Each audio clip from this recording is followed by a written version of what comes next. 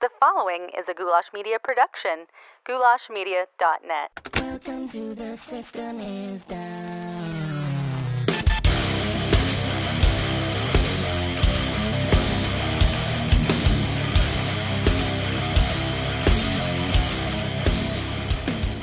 Hey there.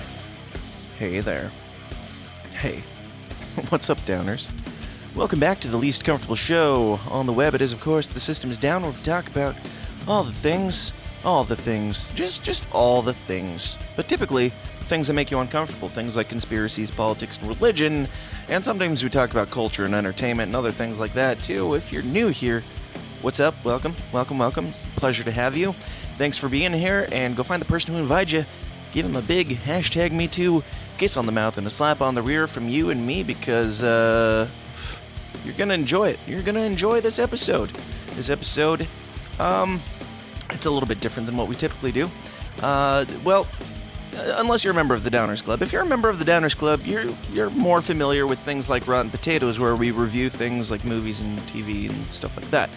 I watched the latest Aziz Ansari special that came out on Netflix this last week, and I personally really enjoyed it, and I decided to, I wanted to review it. I was going to do it as a bonus episode, but I thought that it would make for a decent main episode if I talked to somebody else who would probably enjoy the conversation, like Brian McWilliams from Lions of Liberty, who has been on this show to do similar things in the past, and he also is the person that I review South Park recaps and stuff like that on in the Downers Club. So invited Brian on. We both watched the special, and we had a good fun chat about it. Good fun chat.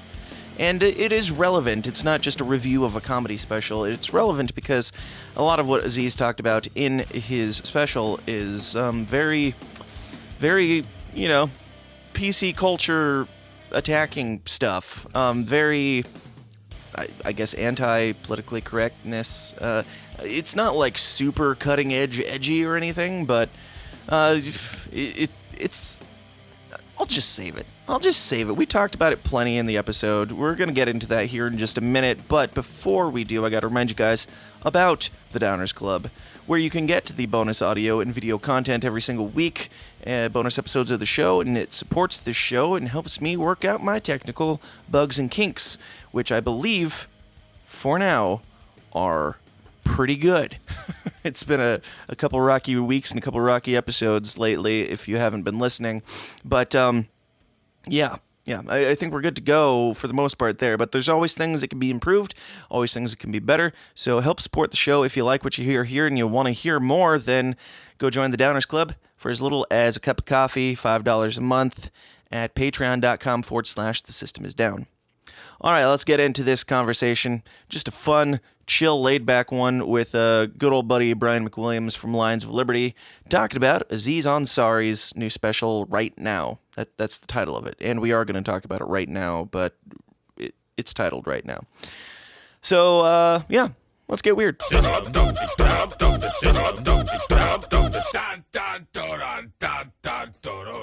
My guest today is Brian McWilliams from the Lions of Liberty in Electric Liberty Land. Brian, welcome back to the show. How have you been? How are your hangovers? Well, they're actually less bad, I think, Just getting used to recently. I think that's really what it is more than anything. It's just that I've been drinking so thoroughly because I was out of town 2 weekends, drinking. Then it was 4th of July, drinking. Right. At some point, your body just gives up, and it's like, man, you're not going to learn a lesson, so what am I giving you shit for? And I'm thankful that my body has finally given up hope. You become one with the hangover. Yeah, exactly. What are you drinking, just water? I'm drinking an energy drink, actually. I'm just drinking water. Cup. I debated drinking early, but we're recording like 2:30 in the afternoon in LA time, and I'm like, it is Friday, but yep, it's a little too early for me, although I want to. It's almost 5 o'clock here. It's 5 o'clock somewhere. Are you drinking canned water? Yeah, I'm drinking the sparkling. I'm one of those people, but it's good. I stay so hydrated though. You have no idea when you have these cans of water with a little flavoring, they go down so fast. Maybe that's why my hangovers aren't as bad either, because I'm drinking so much water. It's very Californian of you. But anyway, so Aziz Ansari puts out a new special after his scandal and all that shit. And I personally enjoyed it, and I thought it would be fun to talk about it with good old funny Brian, and I thought that he would enjoy it as well. And turns out, spoiler, not so much the case, so this might go a different direction than I initially intended. But Aziz Ansari's new special on Netflix is called Right Now. And Brian, just your overall, what'd you think of it off the bat? Well, he should have called himself Aziz Ansari to begin, because it was like a fucking apology tour to start the show off, a very somber apology tour, and he made kind of light of it. He's like, "Oh, that was a weird way to start." It's like, yeah, it was a weird way to start. Yeah. Especially because he didn't make any jokes about, like, he got in trouble. For those of you, I'm sure everybody knows out there, but for those of you who don't know, he got in trouble for the stupidest bullshit I've ever heard, where this chick basically went and told, like, what was it, Mel Magazine or something like that, or Miss Magazine, or one of these chick publications, goes out and is like, "Oh my God, I went on a date with Aziz Ansari and it was the worst night of my life." And basically just was like, yes, I went up there of my own accord. Right. I stayed up there. I was not forced to be there at all times. He just happened to be weird. A little sexually weird. He was just a little sexually odd. And she even admits, she's like, yeah, when things start going a little too far, we got naked on the couch making out and we're doing stuff. And then I was like, oh, well, let's stop. And he's like, okay, cool. We can slow down. We put our clothes back on and watch Netflix. I'm like, sounds pretty like a pretty good guy to me. I don't know. And the funny thing was, though, the best part of the story for me was he did a thing called the claw. Mm-hmm. And that was when, this is described in detail in this interview. He would take the claw, which is like 2 fingers, and he put her down her throat, and I guess to like lube up her other parts. And sure. And I'm like, and he doesn't mention that. Like, he apologizes in this top, and he doesn't really go into detail about this allegations or what this woman said. But he's like, it's been a rough year. And I'm like, dude, if you're going to talk about it, make some jokes about it at least. Yeah, he did not get into it. Like, he didn't go into it at all. He just said, so you heard some things. I just want to say, I did like that he said, I'm sorry that person felt that way. He didn't say, I'm sorry that I did it. He said, I'm sorry that she felt weird about it. So he at least wasn't saying that I did a terrible thing, but he was kind of kind of beats around the bush for the whole thing. But he did say, I'm gonna be a better person. It's like you were, it seems like you were a fine person, and just make a joke out of it, like the claw thing. Like, I jotted down something funny. I was like, make a joke about it. Say, like, at least I'm a gentleman and try to put something else in there before I put something in your throat first. Or at least I put my fingers in your throat first, like a gentleman would, rather than any other body part. I feel like there's a lot of potential there that was missed. Yeah. And he can't go back to it now either. Unplugged potential, yeah. But overall, though, so I'm not a big Aziz Ansari fan. Okay. Is it because you're a racist? Of course. But there's other reasons, too. No, I mean, it's just I've seen him several times. I saw him live one time when he opened up for Flight of the Conchords, who I think are hilarious. Sure. And I just don't think he's fucking funny. I think, and having done comedy, I've laid off it now, but I did a lot of comedy for a while, and just being out there, he's one of these comics where it's like he gets by on the way he says things. The way he says, I'm Aziz. Yeah, I'm Aziz. It's funny. It's like, but if you listen to the actual content, it's not funny. It's not. It's just a long story with a lackluster punchline. So I'm not a big fan of his. And as I was like texting Dan or Facebook messaging Dan during watching the special, I'm like, it was like the longest hour of my life, man. I wanted to turn it off. And every time I'd click the pause button to see, after like a long fucking monologue that didn't end in a punchline, I would pause it and see where I am. And every time there was still a half an hour left, it was like defying time itself. So yeah, I disagree. I am kind of an Aziz fan to some degree. I do agree with you that a lot of his stuff is just his delivery. That's the only thing that even gets a chuckle half the time.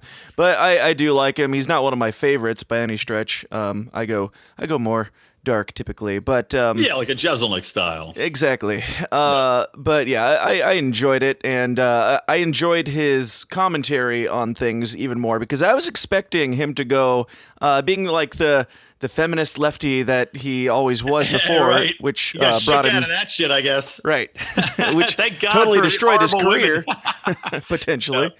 And he went completely the opposite of what I was expecting, especially when he starts out with the apology thing. I was expecting it to be like 2 hours straight of just like somber, PC bullshit, but it went the other direction, which was great. Yeah, I agree.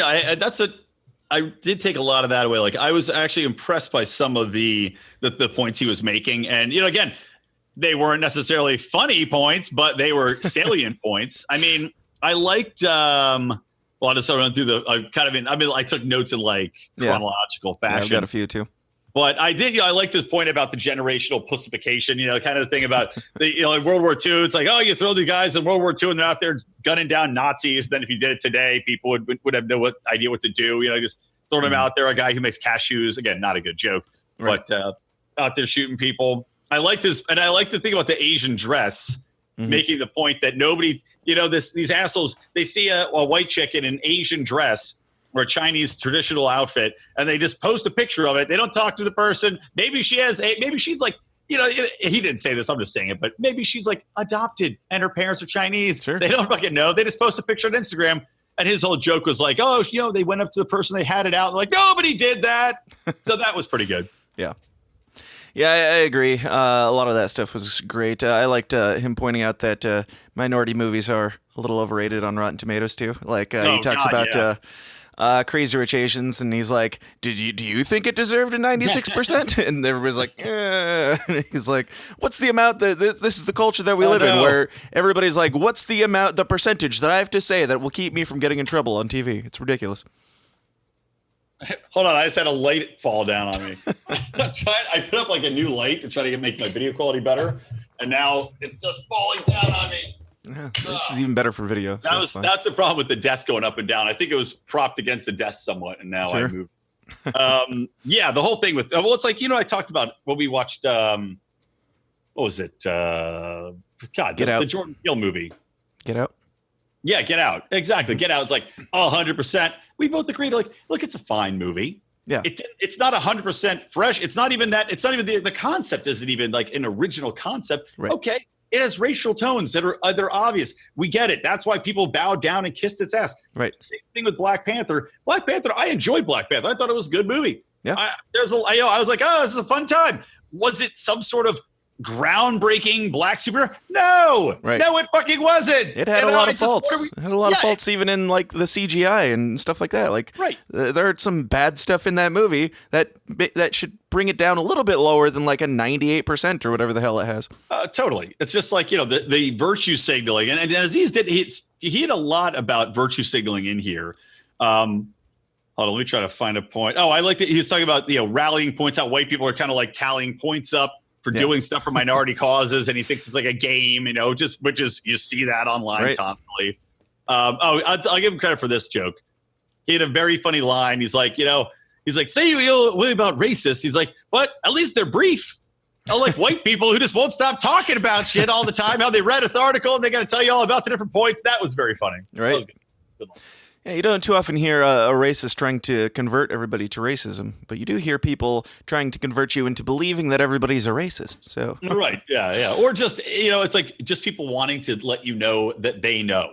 Yeah, it's like it used to be people read a book, and Jim Gaffigan has a funny thing about that. He's like, I finished a book. They had one book he was reading for 15 years. He's like, I couldn't wait to come out to. I read a book. It's like people. That's the whole thing. It's just like showing people that you did it, that you're smart enough to know anything about this one topic, and just doing shit out. Which of course I do every week on Electric Liberty Land. You can listen to me Wednesdays on the Lions of Liberty podcast. Shameless. He also made the point about which I've made the same point several times. The Office is one of my favorite shows, and I watch it almost every single night until they take it off Netflix, and I cancel my Netflix subscription. But he said something about, if The Office was rebooted or made now, it would be a story about this documentary crew following Jim around and Pam collecting evidence against him for why he's a terrible person. Sexual harassment, towards Pam. Yeah, that was another good line. I'd say I laughed maybe 4 times in the show. That was definitely one of them. Sure, yeah. I've said the same thing about King of the Hill too, because that's another favorite of mine. Like you go back and watch them, it's like that. I mean, it's not offensive to anybody really, but that if it was made now, it would be taken so out of context and made so offensively because jokes are terrible things these days. No, of course. And that's actually, I got a little bit annoyed at one point because he was talking about The Simpsons and he talks about how how stuff isn't funny now and, but you could do it then. But he kind of like pulls it in. Yeah.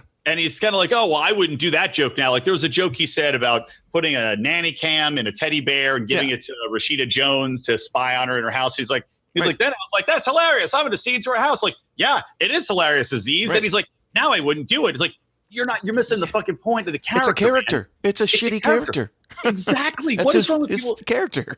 Yeah, you can't. The whole point is that it's shitty and that normal people don't do it. So that's why it's funny. You're exposing the character. People are learning not to do these things by virtue of this comedic character doing all the wrong shit. If you stop doing that, then nobody knows anything. Like it makes no fucking sense on any level. It goes back to I feel like we've had this conversation before, but I think it was on the last episode that you did on here. But you know, these actors who are trying to be #woke, and they come out and they're like, I was offered a job to play a slave owner or something, and I passed it up. It's like or a racist or something. It's like, so you're promoting giving more jobs to racists, or what are you saying? Like, right? Yeah, exactly. What's your point here? You're playing a character. Nobody thinks that Aziz Ansari is a deviant because he played a deviant in a show. Who cares?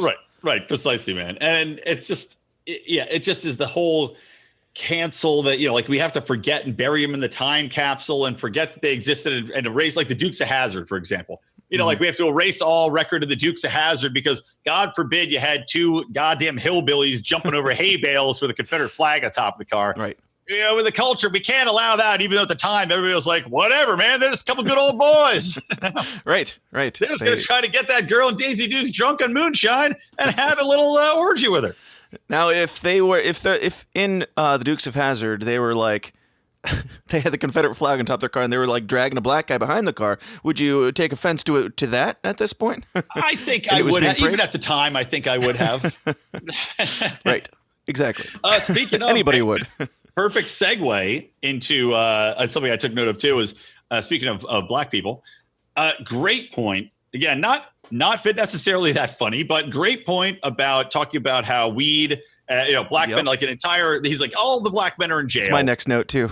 Yeah. Okay. Perfect. Yeah. It's like all the black men are in jail, and we put them there for smoking weed, and then we made weed legal, and we left them all in jail. Like that was a very good point. Yeah. It's one of those things where it's like, it's funny because it's true, and thank you for pointing it out, but it's kind of just more horrifying. But yeah, exactly. Thank you for pointing that out. Yeah, well, that was, again, this is like the core issue I have with Aziz. It's like, I'm grateful you're pointing these things out, but make it into a joke. Make it funny or something. Give me something, man. Give me something to believe in here. Give me something to laugh at, because otherwise it's just you preaching to me. It's like that stupid comedian did a whole special that she didn't tell any jokes. She was like a lesbian comic that didn't tell any jokes. And it was a comedy special. Like, this is not a comedy special anymore. This is just you talking. It's a TED Talk. Exactly. It's a fucking TED Talk. Less TED Talks.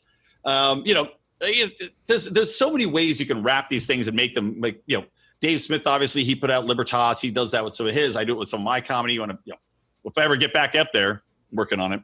Yeah. But, there's ways people can do it. Just, I think, though, like, I just got bored during the special. That was really the thing. I kept getting bored. I zoned out for 10 minutes, like the Michael Jackson talk. I zoned out.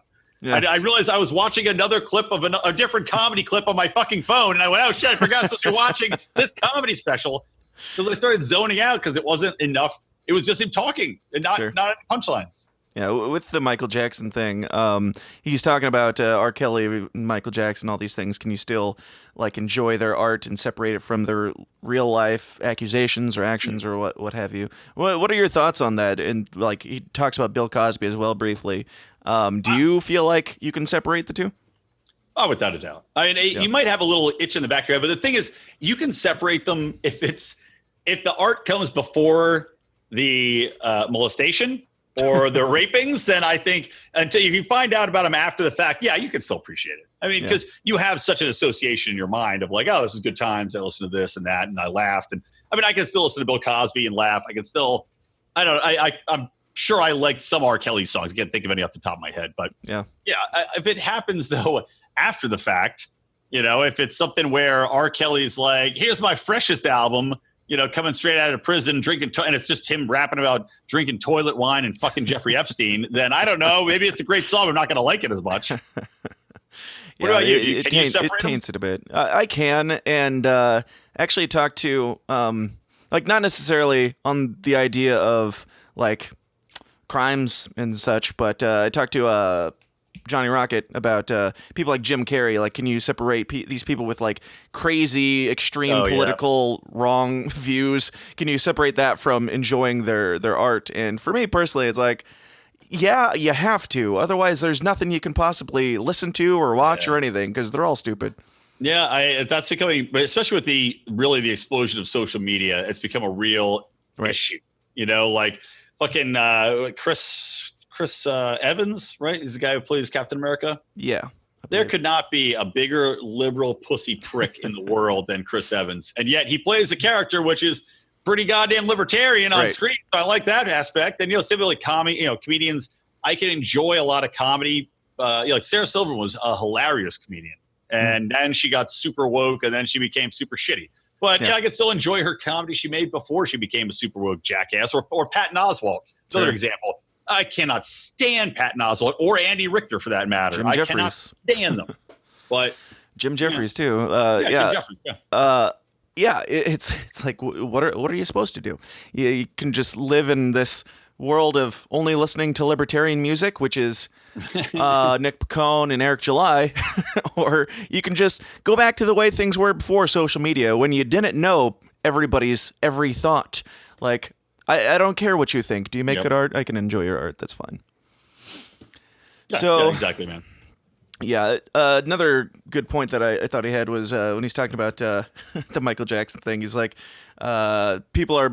people basically see these things as entertainment. They're like, did you see the show where the two guys graphically described being molested for 2 hours? You got to see it. It's like, it's true. It's like, whether you're outraged or what, like, everybody's just like, ooh, I got to get the latest juicy, terrible thing in my brain. It's kind of awful. Totally. That, and then also, hold on, I'm looking at my phone. Was that tied in? That was tied with the Nazi pizza thing, right? Yeah, that's down a ways, but yeah. Similar bit where he's talking about everybody having to get that, because he's talking about nobody saw the Nazi pizza thing because he made it up, and then he's like, because now they're trying to get everything on their phone to fill it in. I think that's smart. I lost the Zoom camera. I was clicking to try to find a story real quick. It's all good. The Nazi pizza thing was interesting though, where basically the context is he talks about a swastika made on a pizza, and then he goes, how many people thought that there was a swastika on the pizza? Because I couldn't really tell. I thought maybe it was just regular pizza. And how many people think this is PC and it's just a pizza? And, some of the people clapped and said it was a swastika. Some said it was a regular pizza, but turns out he just made the story up. Yeah. He even took it down to, I don't remember where it was, the Washington Times or the New York Post. Do you remember where he saw it? And the guy even said, I think it was the Washington Times. Like, it's totally made up. You just want to be a part of something, and that something is a terrible made-up thing. Right? Yeah, exactly. And and good job too talking about like predetermined biases people have. How it doesn't matter if the story is true or false. You don't even have to know the facts of it. Right. You're going to read it. You're going to have your opinion pre-described to you or pre-prescribed to you, and you're going to go with that narrative, and you're not going to actually give a shit about. Nothing's going to change your mind. Right. And I did like that they pointed out that you can use the internet to prove yourself right no matter what you think, no matter what you believe. You can look up Pepsi is evil, or you can look up Pepsi is great, and you'll find a million reasons why you should believe the way that you do. So none of it means anything. Yep, totally, man. Which, of course, that kind of hit home for me when he started talking about the Illuminati conspiracy type stuff, because, that was unfortunately, I heard him talk about the Illuminati stuff, but I was zoned out again. Really? Yeah, he said he went on this end of it, but I fell asleep for 2 minutes. I found it pretty funny. He's completely accurate, because he's like, goes on this big long rant that a YouTube conspiracy guy would be like, oh, there's two Z's and Aziz, he's got two I's and this and that, like making all these ridiculous connections, like Aziz is in the Illuminati, 100% confirmed or whatever. And as a conspiracy guy, I can certainly say that that all those people that go to that length are insane. So. Oh yeah, I completely agreed. And you got to admit that the maybe not the joke, but just the line, jazz legend Osama bin Laden, was pretty funny. Yeah, that was pretty good. Let me think. There was another line I thought was kind of funny. Actually, I'll give one line that was funny and one line where I was confused as to why there was not a fucking punchline in it. Yeah. So he's talking about visiting his grandma in India, right? Remember that part? Yeah. So he goes over there, and his grandma's got Alzheimer's, and I kind of rolled my eyes. So I'm like, well, we all know where this is going, because every Alzheimer's joke has the same essential punchline, which is they don't remember stuff, and you have to say it over again. So he had a little bit of that crap. Then he had a funny joke, though, because he has a white girlfriend.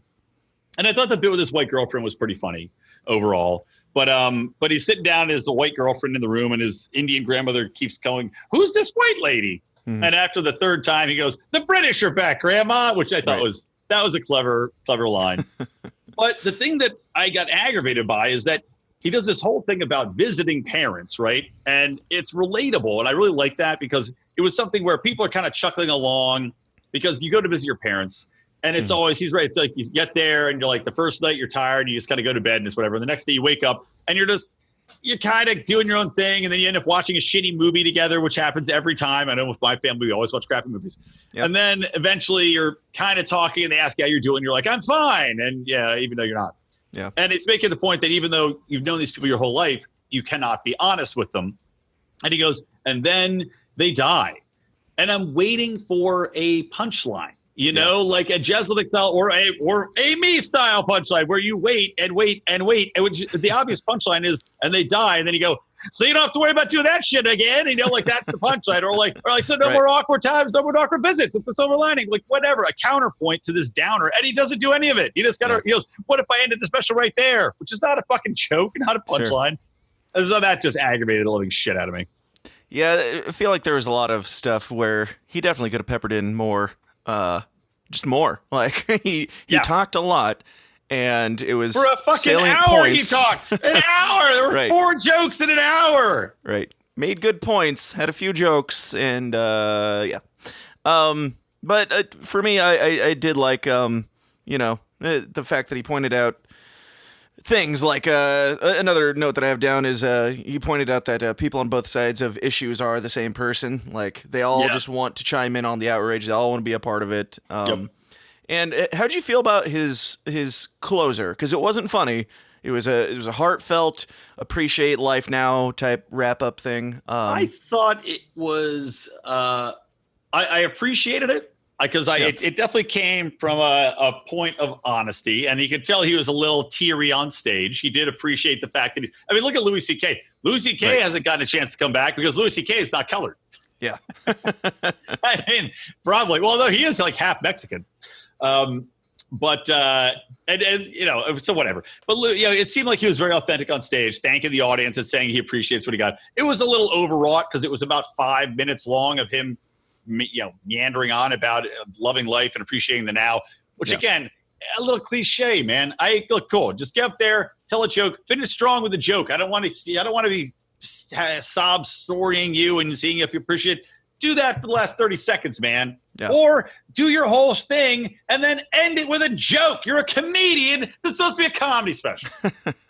It was a tad cliche. In my opinion, if you don't know the shit that he's gone through for literally nothing over the last year, I think that made it a little bit less cliche, because he's like, my life sucked, and you guys are here, and that's great. Yeah. So you brought up Louis C.K. What are your thoughts on all that stuff? Did you listen to the leaked audio from his set that he did at Skankfest, or the last one before that? No. I don't think Skankfest they had the audio. I listened to it. Yeah, I thought it was more vintage Louis, because I thought he got way off base when he started to become too popular, as many of these people do, as we were talking about earlier in the show. Pause. My wife is trying to burn down the house with a grill. Save that thought, and I'll be right back. All righty. Hey guys, this is Dan's wife, Kayla. I just wanted to interrupt this podcast to let you know that he puts a lot of work into it for currently no monetary profit. And he has a family to feed. To do so, he runs his own media business called Goulash Media. Dan has a crazy creative brain that makes him uniquely able to take your project, whatever it may be, and make it the full package.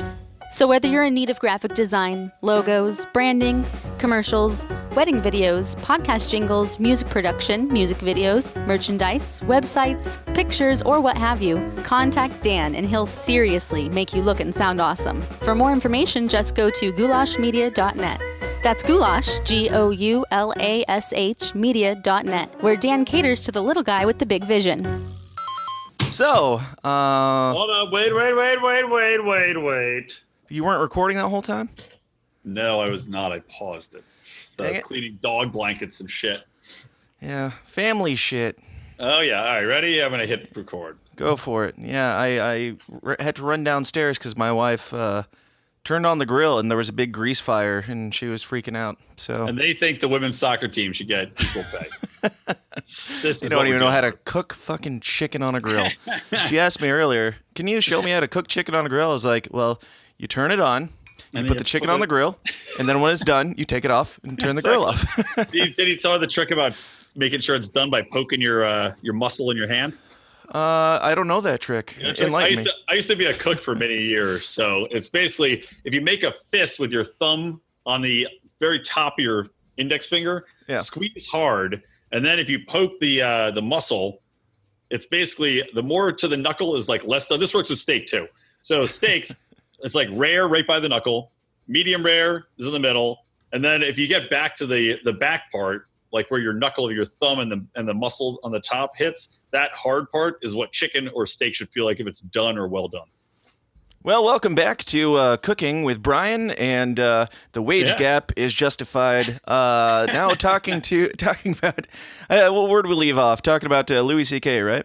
Oh yeah. I was just saying. I did hear the leaked audio. I thought it was pretty good. Because the Louis C.K. had gotten way too fucking woke bullshitty, and I'm glad he's gone back and started being more funny again. So I liked it, and I'd welcome Louis C.K. back. I still don't think that he really did anything wrong. You know, he's asking permission. The chick said no. He was like, okay, never mind. Now I feel really bad about it. Right. How are you supposed to do it? If that's your thing, how else do you go about this? Right.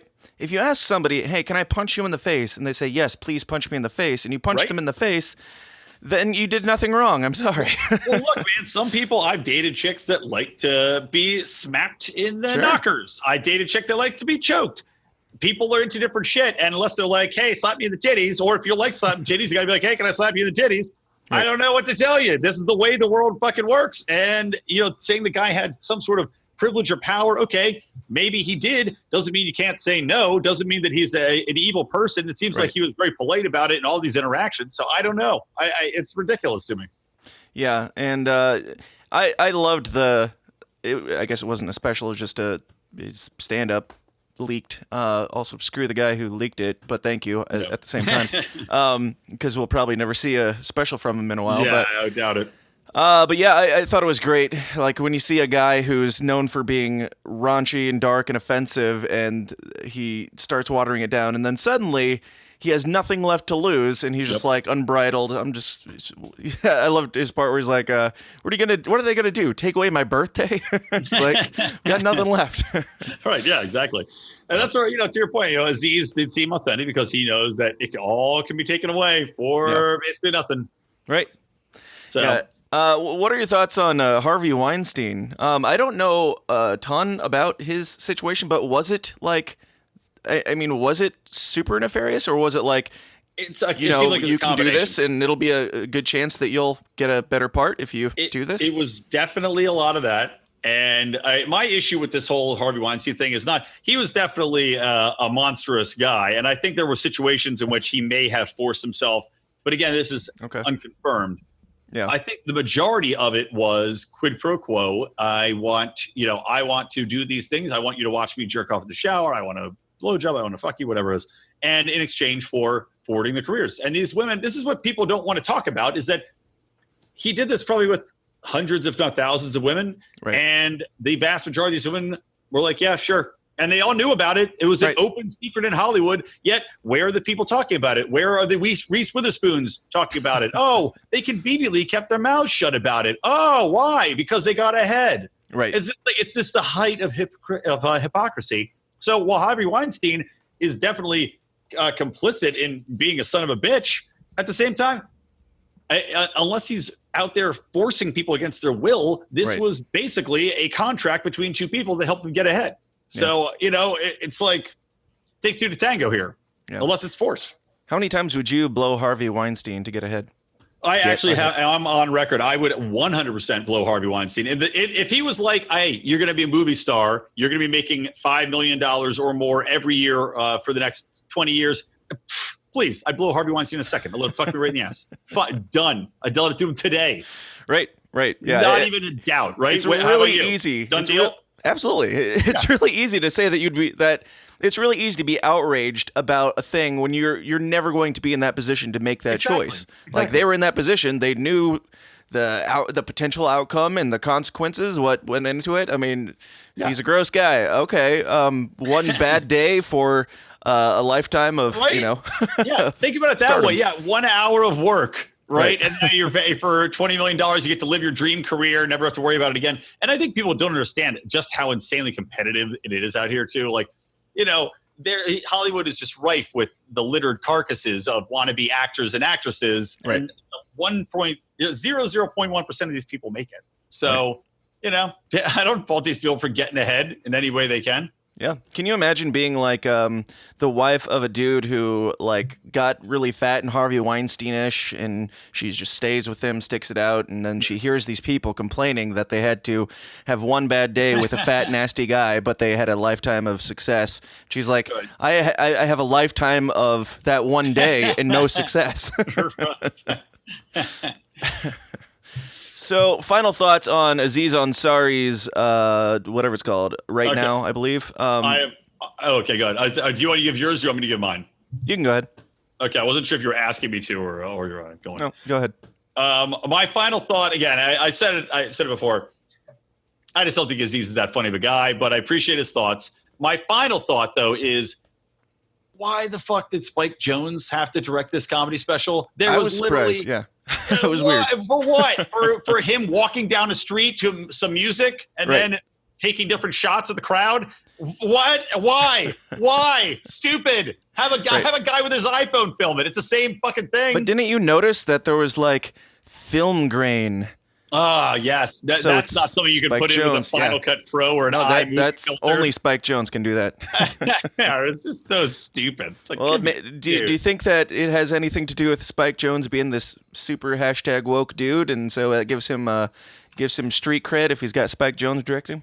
I didn't think about that, but that could very well be it. Is it like Spike Jonze has given him the pass to come back in? He's given him the magic Willy Wonka ticket to come back into the chocolate factory. Yeah, could be. Comes up at the end. It's like directed by Harvey Weinstein. Shit. Yeah. So rating A, B, C, D. What do you put it at? Am I rating it as a comedy special, or am I rating it just as your overall things enjoyment? I agree with, man. That's whatever tough. it is. That's like two different. All right. Well, for things I agree with, I'll give it a B+. For a comedy special, I'll give it a D. Okay. So what does that even out to? A C, maybe? Maybe something like that. Yeah, I had down just a B+ overall. Again, I enjoy his comedy for the most part. And he does get a little long-winded and everything, but I enjoy it. And it wasn't flawless by any stretch, but he made a lot of good points and had a few laughs, which is funny to say about a comedy special. Just a few. Yeah.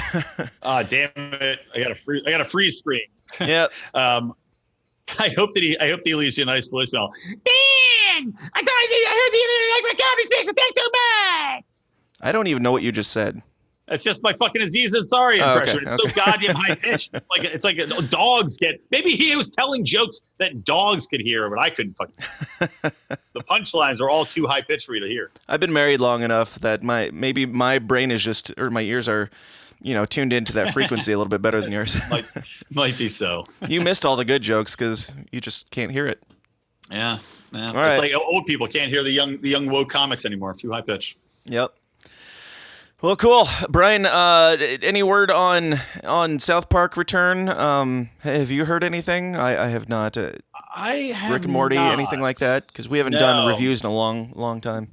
Rick and Morty is coming sooner than South Park, I think. I think Rick and Morty is actually around the horizon. I saw some post about it recently. I can't remember what the date was for it, though. I think maybe September. I think that's when South Park actually may start back up, too. Yeah. Are we going to do Rick and Morty weekly? Yeah, I'm down with it. I'll do Rick and Morty and or South Park, or a combo of both. Sounds good. Yeah. All right. Well, Brian, it's always a pleasure, and thanks for being here and chatting about it. More so, thank you for sitting through the torturous Aziz Ansari special that you hated so much. Agony. I literally record. You want to hear something? Sure. I actually recorded some of my reactions. This is a recording of me. I have two. I'll just play one. This is a recording of me when I turned on the VHR or I paused the Netflix special, and I saw that there was still a goddamn half hour left. Oh God. There you go. That's a real reaction. Of course, you took the time to find your call recorder or whatever and hit record and everything. I had done it 3 times. I fully paused it 3 times. Like at like 15 minutes, I paused it. I was just like, then eventually, after the 4th time, I was like, I'll just record it. Yeah. This is gold content here. Me fucking groaning this goddamn never-ending fucking unfunny special.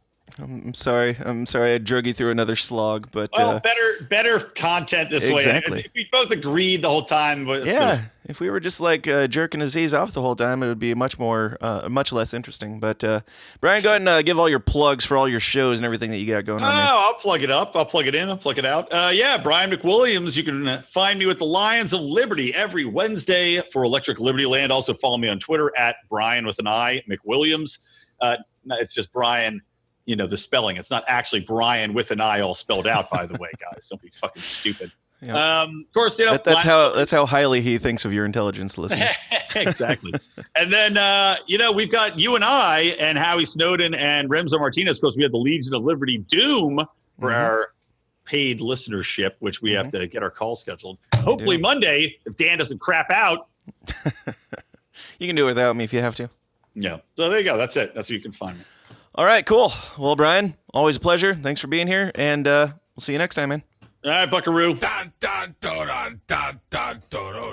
Hey, guys, thanks for sticking around to the end. I hope you enjoyed my conversation with Brian.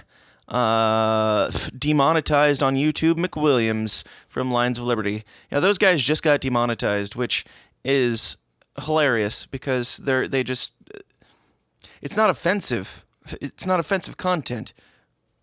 It's not nearly as offensive as a lot of the stuff that we talk about on here. Probably just because I don't have as much listenership and whatnot. But Lions of Liberty got demonetized. They're talking about freedom. Man, that's edgy. That's edgy stuff. But I don't know. Go support the Lions of Liberty guys too, because YouTube sucks. YouTube's a dick. But I hope you guys enjoyed that conversation about Aziz Ansari's new special. I enjoyed it. It's always fun catching up with Brian and chatting about the things in media and culture and comedy and all that stuff. Check out all his stuff. Check out all their stuff. They do 3 shows weekly, and it's all good. It's all good stuff. lionsofliberty.com, as he said.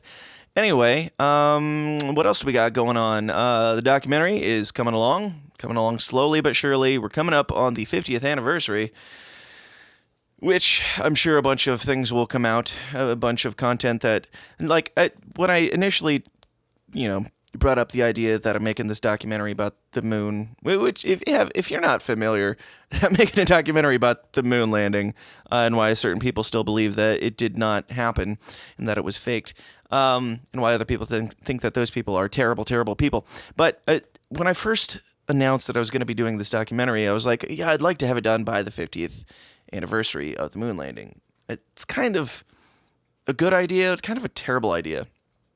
The reason being, there's probably going to be a bunch of stuff coming out because of the 50th anniversary, and I would like to use that and incorporate it into the documentary as well. So I'm kind of going slow. I want to do it right, especially since there's all these tons and tons of other documentaries that have been made on this topic. I want to do it well and do something that nobody has done before. I want to do it different than what everybody else did, which, the fact that there's a monumental time coming up where things may start to come out means that it can be in many ways different than what everybody else has done.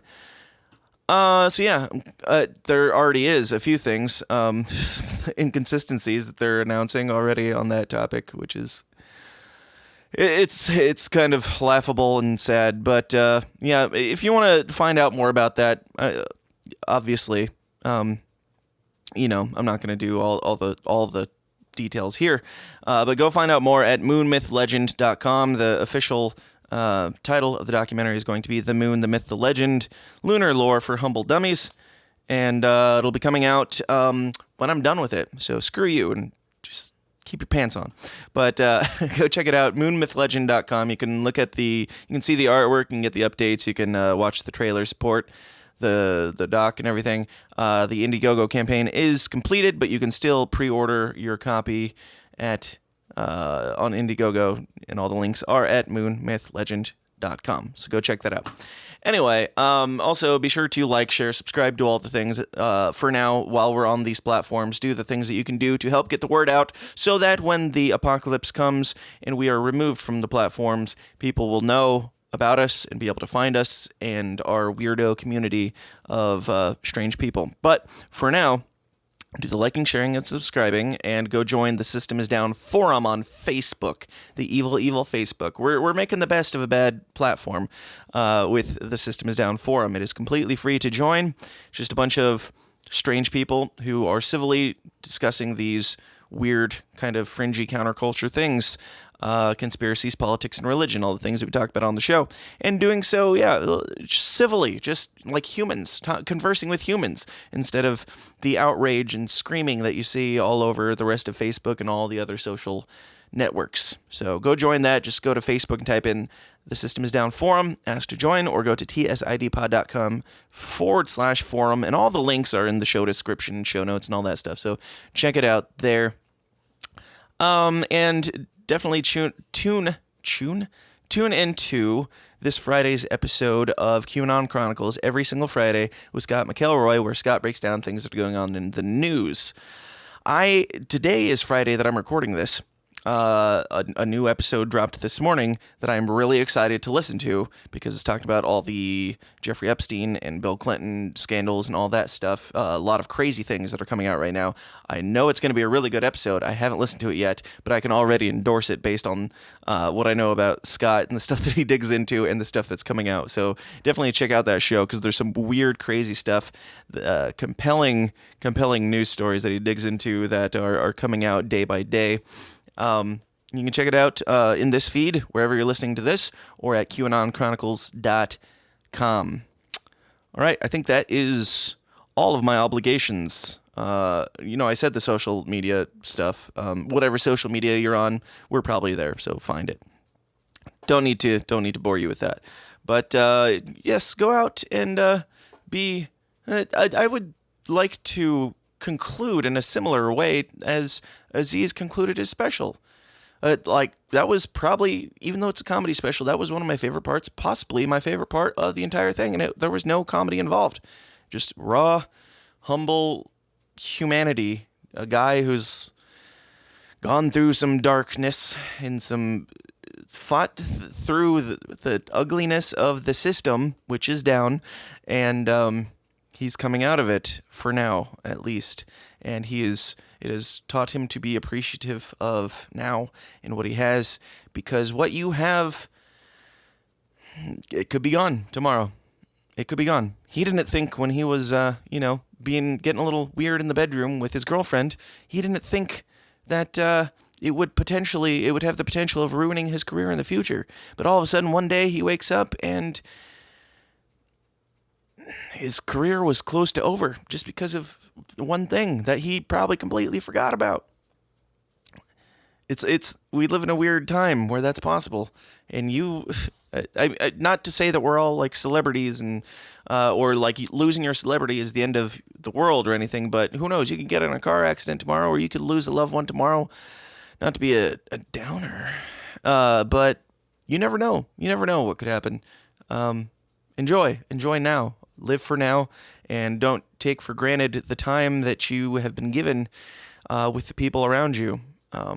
Just look around, soak it up, and be in the moment, because that moment could be over suddenly and without warning. And talk to people.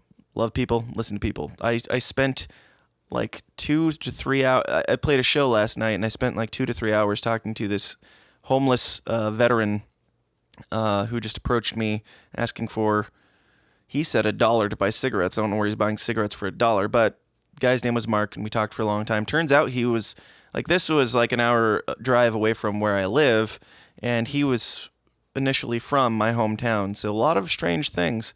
Talk to people, listen to people, even if they're, bottomed out, and it might be their fault that they bottomed out. Listen to them, love them, and try to be understanding. Because you'll learn things. You'll learn things about yourself. You'll learn things about the world. You'll learn things about history and all sorts of things. Talk. Be humans together, and let's change this world together, one uncomfortable conversation at a time. All right. Guys, thanks for listening. Always a pleasure having you. I always appreciate you being here. And, of course, if you'll have me, I'll be right back here first thing next Monday morning in your eardrums with some more uncomfortable content for you. Until then, ladies and gentlemen, and cats and dogs, and boys and girls, and everything else, question everything, stay uncomfortable, and I'll talk to you then. Thanks. This has been a Goulash Media production. goulashmedia.net. This concludes our broadcast day. Click.